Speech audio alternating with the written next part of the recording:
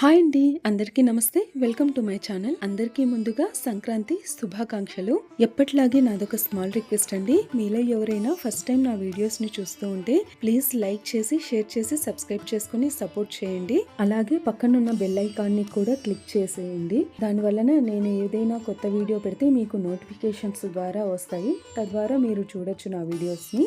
మేమైతే సంక్రాంతి పండుగ చాలా బాగా చేసుకున్నామండి. మీరు కూడా ఎలా చేసుకున్నారనేది కామెంట్స్ లో తెలియచేయండి. నేను తెలుసుకుంటాను. ఇవాళ మా చెల్లి వేరే పనిలో ఉండటం వల్ల ముగ్గు నేనే వేసి కలర్స్ కూడా నేనే వేసేసాను. అలా ముగ్గు వేసి లోపలికి వెళ్ళానో లేదో 2 నిమిషాల్లోగానే ఇంటి దగ్గర ఉండే ఒక కుక్క వచ్చి ముగ్గు మధ్యలో కూర్చుందట. వీడియోలో చూపిస్తున్నాను కదండి, ముగ్గు చెడిపేసింది. అది చూసి మా అమ్మ బాధపడి దాన్ని తరిమింది. నాకు అనిపించింది నోరు లేని మూగజీవి కదా, ఏం చేస్తాంలే అనుకున్నాను. అందుకే మేము ఎప్పుడు తెల్లవారాకనే ముగ్గు వేస్తామండి. ముందు రోజు నైట్ వేయము. 2 నిమిషాలకే ముగ్గు చెడిపోయిందంటే ఇంకా ముందు రోజు రాత్రి వేస్తే ముగ్గు ఏమైపోతుంది అనే ఆలోచన అయితే స్టార్ట్ అయింది నాకు. ఇప్పుడే కాదండి, ఎప్పుడు కూడా మేము మార్నింగే వేసుకుంటాం ముగ్గు అనేసి. ఇక మా అమ్మ గొబ్బెమ్మకు పూజ చేసుకోవాలనేసి ఇలా అన్ని సిద్ధం చేసుకొని పెట్టుకుంది.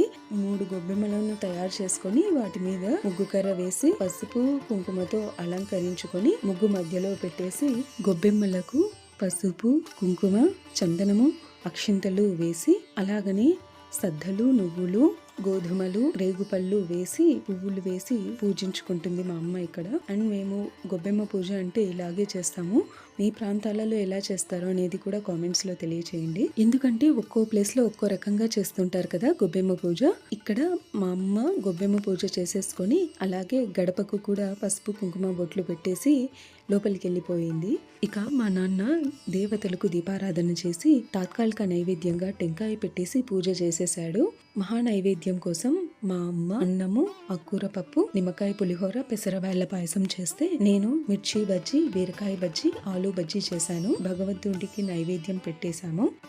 ఇలా చేసిన ఐటమ్స్ అన్ని పెట్టి అలాగే మా పితృదేవతలకు కూడా ఇక్కడ మా చెల్లి నైవేద్యం పెడతా ఉంది. చిత్రాన్నం, బజ్జీలు, పాయసం. ప్రతి పండుగకు కూడా మేము మా పితృదేవతలకు కూడా నైవేద్యం పెడుతూ ఉంటాము. ఇలా నైవేద్యం పెట్టేసాకనే మేము భోంచేస్తామండి. మీరు ఏం స్పెషల్స్ చేశారు అనేది కామెంట్స్ లో తెలియచేయండి. సో ఇదండి ఇవాల్టి వీడియో. నా ఈ వీడియో మీకు నచ్చితే ప్లీజ్ లైక్ చేసి, షేర్ చేసి, సబ్స్క్రైబ్ చేసుకోండి. Thank you for watching.